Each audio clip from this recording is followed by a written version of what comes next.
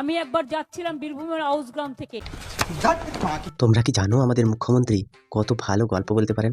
তার গল্প বলা দেখে রবীন্দ্রনাথও ভেবেছিলেন যে আমি এখনো পর্যন্ত মমতা ব্যানার্জির মতো কোনো গল্প লিখতেও পারলাম না আর বলতেও পারলাম না। তো আজকে মুখ্যমন্ত্রীর একটা গল্প শুনবো। উনি গল্প শোনাতে খুব ভালোবাসেন। চলো শুনে নিই। দেখলাম কতগুলো বাচ্চা দাঁড়িয়ে আছে, আমি আসছি বলে দেখবে। হ্যাঁ, তুমি তো বাচ্চাদের শিক্ষার জন্য অনেক কিছু করেছো। বাচ্চাগুলো দাঁড়িয়ে আছে, তুমি আসছো বলে দেখবে। আর তুমি তো বড় মাপের সেলিব্রিটি, চোরেদের সর্দারনি। তারা দেখতে আসছিল যে চোরেদের মা কেমন হয়, চোরের পিসি কেমন হয়, সব কিছু দেখতে আসছিল। আর একটা জিনিস দেখতে আসছিল যে 26 দিন ধরে অনশন করে কী করে এমন চেহারা ধরে রাখা যায় বৃদ্ধ বয়স পর্যন্ত। সেটাই ওরা দেখতে এসেছিল, কারণ ওদেরও তো বার্ধক্য আসবে। তার আগে ওরা যদি 26 দিন অনশন করতে পারে জল পর্যন্ত না খেয়ে, ওটাই দেখতে এসেছিল, তোমাকে দেখতে নয়। পুচকে পুচকে ক্লাস 2 পড়ে, কারো পায়ে জুতো নেই। তো আমি জিজ্ঞেস করলাম, তোমাদের জুতো নেই, পায়ে গরম লাগছে না? বললো আমাদের তো কারো জুতো নেই। হ্যাঁ, জুতো থাকবে কি করে? পশ্চিমবঙ্গে মুখ্যমন্ত্রী মমতা ব্যানার্জি তিনি বলতে চাইছেন যে দারিদ্রতা এমন সীমায় পৌঁছে গেছে যে একটা বাবা মায়ের ইনকাম এতটাই কম যেখানটায় সে তার ছেলের জন্য জুতোটাই কিনে দিতে পারছে না। তাহলে সে আর কি করবে? মাননীয় মুখ্যমন্ত্রী এমন চিটিংবাজ যে তিনি নিজের মুখেই নিজের বেইজ্জতি করে ফেলেন। ওনার নিজস্ব কোনো রকম কোনো প্রতিভা নেই, কোনো রকম কোনো উন্নয়নমূলক কথা নেই। তিনি শুধু কি দান করেছেন, কি পুণ্য করেছেন, এইসব করতে থাকেন। আমরা একটা জিনিস দেখেছি যে পশ্চিমবঙ্গে মুসলিম সম্প্রদায়কে মুখ্যমন্ত্রী মমতা ব্যানার্জি যে পরিমাণ সাহায্য প্রদান করেছেন, পৃথিবীতে মুসলিম দেশগুলোতে মুসলিম শিক্ষার জন্য এতটা কেউ কেউ এত অবদান রাখেনি। তো এখানটা একটা জিনিস বলতে চাইছি যে মুসলিম ছেলেদের তাদের বেঁচে থাকার অধিকার এই সমাজে কি নেই? তাদেরকে কি পরম্পরায় রাজমিস্ত্রি হতে হবে? তাদের কি ডাক্তার, ইঞ্জিনিয়ার এগুলো হওয়ার কোনো অধিকার নেই?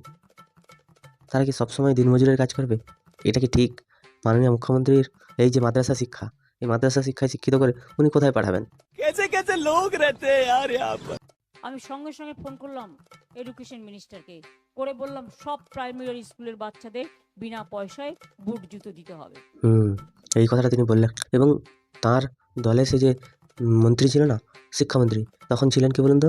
পার্থ চ্যাটার্জি, আমাদের সবার রোমান্টিক দা। তিনি মনে মনে ভাবলেন যে এতদিন ধরে তো ইনকাম করার কোনো রকম কোনো রাস্তা ছিল না, তাই একটা চিপ কোয়ালিটির জুতো বানিয়ে সরকারের থেকে আধা টাকার জুতো দিয়ে আধা টাকা লুটে নেব। তিনি পুরো আলাদা লেভেলের ঢপবাজ। তার কর্মকাণ্ড পশ্চিমবঙ্গের কোনো বাচ্চারও জানতে বাকি নেই। বুড়ো বয়সে বান্ধবী রেখেছিল, বান্ধবীর খাটের তলা থেকে পয়সাও পাওয়া গেছিলো, সব দেখা হয়েছে। মুখ্যমন্ত্রী মমতা ব্যানার্জি বললেন না যে তখনকার যিনি শিক্ষামন্ত্রী ছিলেন পার্থ চ্যাটার্জি, তিনি হচ্ছেন শিক্ষা দুর্নীতির সবথেকে বড় মাস্টার মাইন্ড। তার আমলে শিক্ষা এতটা পরিমাণে ধস নেমেছে যে এরকম আর কখনোই হয়নি। আরেকজনকে উনি বসিয়েছেন কে? না, ব্রাত্য বসু। সে এক আলাদা লেভেলের লোক। সে তো প্রকাশ্য সভায় বলেই দিয়েছে যে তৃণমূলের যারা ঝান্ডা ধরবে তারাই চাকরি পাবে, বাদ বাকি কেউ চাকরি পাবে না। বলি বালছেড়াদের দল, তোরা আর ক্ষমতায় এলে না চাকরি পাবি? अरे जियो गुरु। তখন থেকে শুরু হলো, ড্রেস দিতে হবে স্কুলের মেয়েদের। আমাদের তাঁতিরা এখানে তৈরি করে, আগে বাইরে থেকে আসতো মিটার মিটার কাপড় কিনে। বিজেপির অনেক ক্যাডারও আছে যারা আমাদের এই কন্ট্রাক্টারি নিয়ে ইনকাম করে খায়, নামটা আর বললাম না। আচ্ছা, পশ্চিমবঙ্গে বিজেপি কি পশ্চিমবঙ্গের বাসিন্দা নয়? তৃণমূল কি তার বাবার সম্পত্তি, না আপনার বাপ মা এখানটায় রেখে গেছিল সম্পত্তি, যেখান থেকে আপনি মোটামুটি সব কিছু করে বিজেপির নেতাদের কন্ট্রাক্ট দিচ্ছেন, খেতে দিচ্ছেন? নিজেকে কি ভগবান মনে করেন, না আল্লাহ মনে করেন? আল্লাহ তো আপনি, আমরা জানি, কারণ মুসলিমদের মসিহা হয়ে আপনি উঠে এসেছেন। কিন্তু একটা জিনিস সবসময় মাথায় রাখবেন, সুখ কখনো কার বেশি দিন থাকে না। আপনার যে কথাবার্তা, বিজেপিরা কি মঙ্গল গ্রহ থেকে এসছে? আপনার ভাইপো কখন বলছে বিজেপি লোকেদেরকে ধরে মারবে?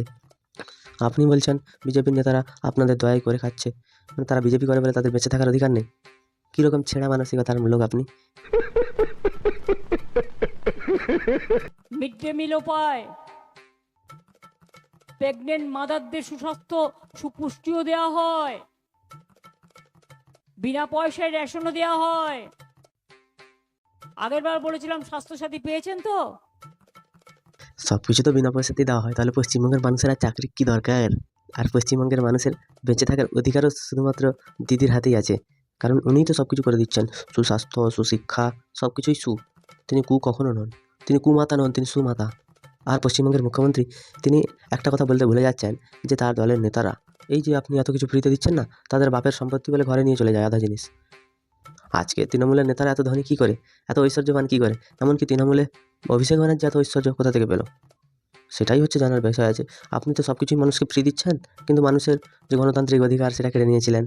নির্বাচন কমিশনের দয়ায় মানুষ সেটা পেয়েছে। বারে বাহ, পিজি হসপিটালে ন্যায্য মূল্যের দোকান আছে, ড্রাগ সেন্টার আছে, ফেয়ার প্রাইস ড্রাগ শপ। ন্যায্য মূল্যের ওষুধের দোকান প্রধানমন্ত্রী নরেন্দ্র মোদীর দয়ায় তৈরি হয়েছে। তাহলে এটাও তো আর তুমি কেন নিচ্ছ? তোমার মতো এত ভিখারি মার্কা মহিলা আমরা দেখিই নাই। যখন পশ্চিমবঙ্গে শিক্ষা, স্বাস্থ্য এবং আইন ব্যবস্থার বিরুদ্ধে জনগণের লড়াই চলছে, তখন মুখ্যমন্ত্রী কোটি কোটি টাকা সরকারের খরচা করে মন্দির বানাচ্ছে, যেন সেই মন্দিরের বেসমেন্টে তাকে পোতা হবে। তো তোমাদের ভিডিওটা কেমন লাগলো তোমরা আমায় কমেন্টে জানিও। যদি ভালো লাগে লাইক করো, কমেন্ট শেয়ার করো, সাবস্ক্রাইব করো, পাশে থাকা বেল আইকনটা প্রেস করতে একদম ভুলবে না। সবাই ভালো থেকো, সুস্থ থেকো, সাবধানে থেকো, আর দেখতে থাকো বাংলার কোণে ঘর।